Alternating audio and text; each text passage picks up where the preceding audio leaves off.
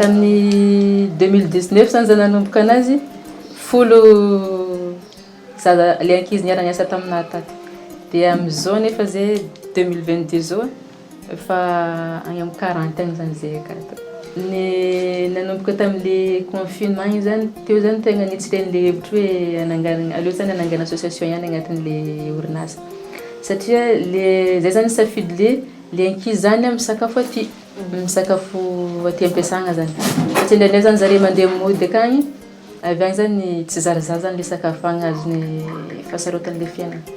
De nefa tonga aty zany lasa tsy mahatratra le tanjona tiany tratrarina na amin'ny resaka qualité zany na amin'ny quantité.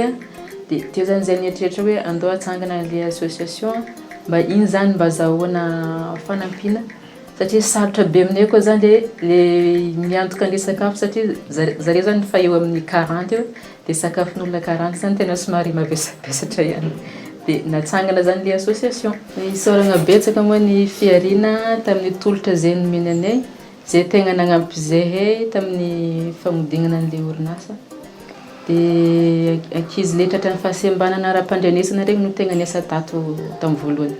De tafara zany nivoatra zany le orinasa de nagnampy fogna zany zay nagnampy. De tsy afaka nijanona tamin'izay hoe ankizy tratran'ny fahasembanana zay fogna zay, de tsy maintsy nampiditra olona tsotra zany ampidiriny niara-niasa taminay tato, fa ankabetsahany zany de mbola vehivavy fogna. De nanangana koa zany zay le fikambanana mba hoentinay hagnatsara bebe kokoa ny asa zay ataonay akato na amin'ny qualité zany na amin'ny quantité. De nanangana le fikambanana le handicraft Madagasikara zany hoe avy amin'ny handicap zany zany nakana le anarana. Ya magnentana antsika zany zay manana tetikasa agny, raha ohatra hoe hitanao fa hoe tsy ampy anao zany le ampelatagnanao, de efa aza misalasala zany magnatona fiarina fa fiarina zany afaka magnampy anao amin'izay zavatra eritreretinao.